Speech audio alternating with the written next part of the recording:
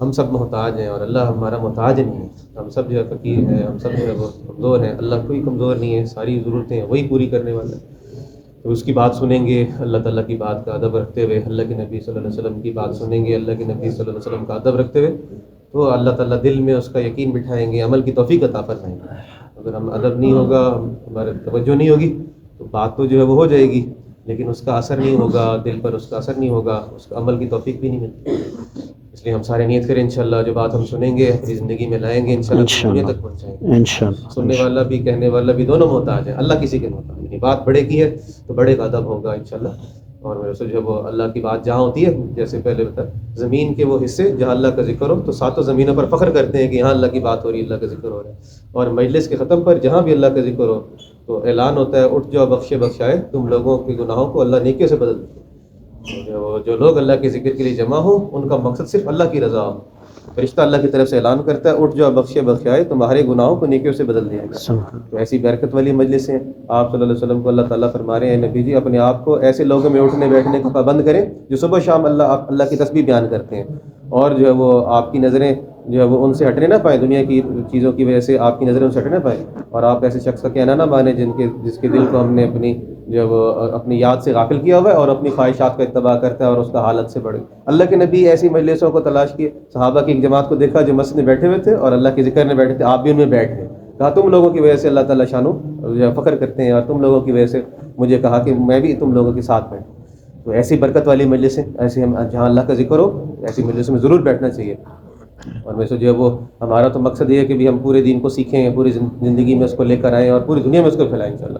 اور دین اللہ کا بڑا قیمتی ہے, اور دین کی بنیاد و کلمہ لا الہ الا اللہ محمد رسول اللہ. سب سے پہلا سبق جو ہے نا ہم نے اپنے دل میں اس کو بٹھانا ہے کہ زندگی بنانے والا, بگاڑنے والا, خوشی دینے والا, غمی دینے والا, نفع دینے والا, نقصان دینے والا, کامیاب کرنے والا, ناکام کرنے والا, صحت کے خزانے جس کے ہاتھ میں, بیماری کے خزانے جس کے ہاتھ میں, وہ صرف اکیلا اللہ ہے. وہ جو فیصلہ کرتا ہے, جب کرتا ہے, جیسا کرتا ہے, اس کو کوئی بدل نہیں سکتا, اس کو کسی کا پابند نہیں ہے, وہ کسی کا محتاج نہیں ہے, وہ ہو کے رہتا ہے.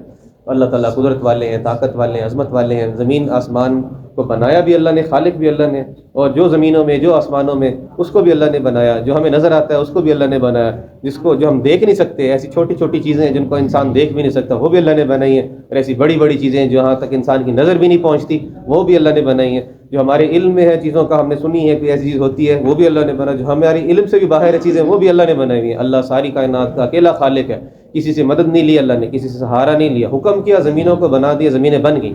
ابھی تک انسان زمینوں کے اندر تلاش کر رہے ہیں چیزیں, کبھی کوئی نئی چیز نکلتی ہے, کبھی کوئی انسان ابھی بھی حیران ہوتا ہے کہ یہ کیسے. اور زمین اتنی سی ہے جیسے بڑے سے صحرا میں ریت کا ایک ذرہ انسان اٹھاتا ہے تو زمین اتنی ہے, اور آسمان پر ستارے سیارے اس سے لاکھوں کروڑوں گنا اور بڑے ہیں, اور اتنی تعداد میں ہے کہ کوئی گنتی کی کوئی مشین گن نہیں سکتی, اتنے بڑے ستارے ہیں. اور سورج قریب ترین ستارہ ہے جو زمین سے کوئی 16 لاکھ 12 لاکھ گنا بڑا چیز ہے. اتنی ساری زمینیں اکٹھی کر دے قریب ترین, اور اس سورج سے لاکھوں گنا بڑے اور ستارے ہیں کہ زمین تک روشنی پہنچتے ہوئے ان کو ہزاروں سال لگ جاتے ہیں. روشنی پہنچتے روشنی تو فوراً آ جاتی ہے, بٹن دبائے روشنی آتی ہے, لیکن سورج سے روشنی 3 منٹ میں پہنچتی ہے. سورج اتنا دور ہے, اور دور دور ستارے اتنے دور ہے کہ سورج سے جو ان ستاروں سے روشنی پہنچتے ہوئے 1 سال 10 سال 1000 نوری سال روشنی کو سالوں گزر جاتے ہیں. اور سب پہلے آسمان کے نیچے ہے, اس سے اوپر دوسرا آسمان ہے جس کے مقابلے میں پہلا آسمان بالکل بے حیثیت ہے, اور اس کے بعد تیسرا آسمان, پھر چوتھا, پانچواں, چھٹا, ساتواں. اللہ فرماتے ہیں ایک کے اوپر دوسرا آسمان, پھر اللہ کا عرش, اللہ کی کرسی, اللہ بہت بڑے ہیں. تو ہم تو کچھ حیثیت نہیں رکھتے, ہم تو چھوٹی سی مخلوق ہے اللہ کی, اور اللہ ہماری ضرورتوں کو پورا نہ کر سکے, اللہ ہماری بات نہیں سن سکے, یہ کیسے ہو سکتا ہے؟ اللہ تو ساری مخلوق کی ساری ضرورتیں پوری کرتا ہے. کہا پتھروں کے اندر بھی اللہ کی مخلوق, اللہ وہاں بھی روزی دیتے ہیں. سمندروں کی گہرائیوں میں جہاں روشنی نہیں پہنچتی, انسان بھی نہیں پہنچ سکتا, سمندر کی گہرائی جاتے جاتے اتنی اس میں وزن بڑھ جاتا ہے کہ کوئی چیز وہاں پہنچ نہیں سکتی. سمندر کی تہہ کے اندر جو نیچے 10 کلومیٹر بھی ہوتی ہے, 15 کلومیٹر نیچے گہرائی ہوتی ہے, کچھ جگہ 20-22 جگہ بھی ہے, وہاں کوئی مشین نہیں پہنچتی, انسان نہیں پہنچ سکتا, اندر سے وہ چیز پھٹ جاتی ہے, جا نہیں سکتی. وہاں بھی مخلوق ہوتی ہے اللہ کی.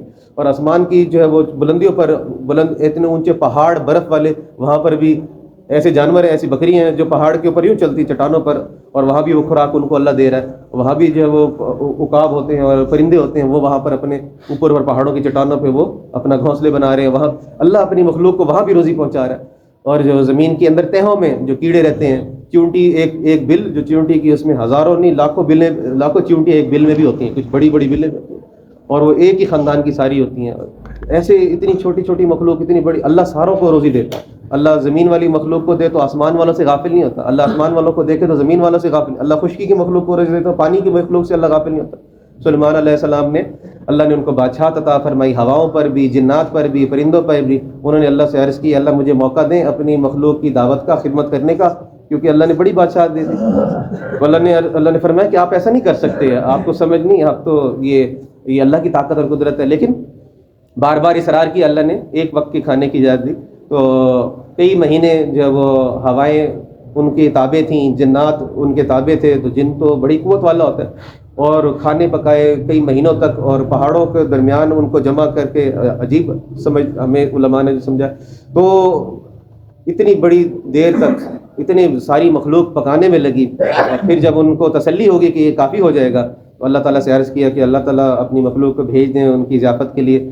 تو ایک مچھلی، کوئی علماء فرماتے ہیں وہ آئی اور اس نے سارے کو ایک لقمے کھایا، اور یہ شکایت بھی کی کہ اللہ مجھے اس طرح کے تو 2 لقمے دیتا تھا، آج آپ نے ایک دیا، تو میری روزی میں آپ کی وجہ سے کمی آ گئی. تو سلمان صاحب سجدے میں گر گئے کہ اللہ آپ ہی کی بڑائی ہے، آپ ہی کی شان ہے جو کہ ساری مخلوق کی ساری ضرورتیں اپنی قدرت سے پوری کرتے ہیں.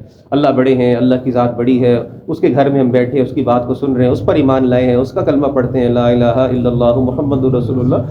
تو اس کے پاس ساری ضرورتیں، حاجتیں سب کی پوری کرنے کی سارے خزانے ہیں. کہ ساری زمین والے، آسمان والے سب مل جائیں اور اللہ کی جو وہ اللہ سے مانگنا شروع کرے، مانگتے مانگتے اپنی ہر زبان میں مانگے، تو مانگنے مانگنے تھک جائیں گے. اللہ کے خزانے میں اتنی کمی نہیں آئے گی جیسے سمندر میں کوئی سوئی ڈبوئے یا انگلی رکھے اور اس کا ایک قطرہ کم ہو جائے.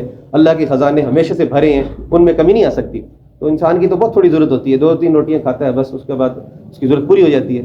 تو اللہ تعالیٰ کے پاس تو ہر چیز کے خزانے ہیں، اور دنیا تو بہت چھوٹی ہے، آخرت تو بہت بڑی ہے. تو ہم تو آخرت کے لیے بھیجے گئے ہیں. اللہ تعالیٰ شانوں نے دنیا میں رہنے کے لیے نہیں بھیجا، ہم تو آخرت کی تیاری کے لیے آئے ہیں، ہم تو یہاں سے جانے کے لیے آئے ہیں. سمجھدار کون ہے؟ اللہ کے نبی صلی اللہ علیہ وسلم سے پوچھا کہ سمجھدار کون ہے؟ آپ نے فرمایا کہ جو اپنی موت کو اپنے سامنے رکھے اور اس کی تیاری میں لگا ہوا ہو. اور عاجز اور نادان کون ہے؟ بیوقوف کون ہے؟ کہا جو اپنی خواہش پر چلتا رہے، اپنی مرضی پر زندگی گزارے اور اللہ سے لمبی لمبی امیدیں لگائے سب خیر ہو جائے گا، عمل کرے نہیں اور امیدیں لگائے. گویا جیسے کوئی بچہ ایسے کہے کہ میں نے کتاب نہیں پڑھنی، کھولنے بھی نہیں، اور امتحان میں بھی میں سب سے اچھے نمبر لے لوں گا. بندہ کہے کہ یہ تو ایسی بات ہوتی نہیں ہے، یہ تو غلط فہمی ہے اس کو.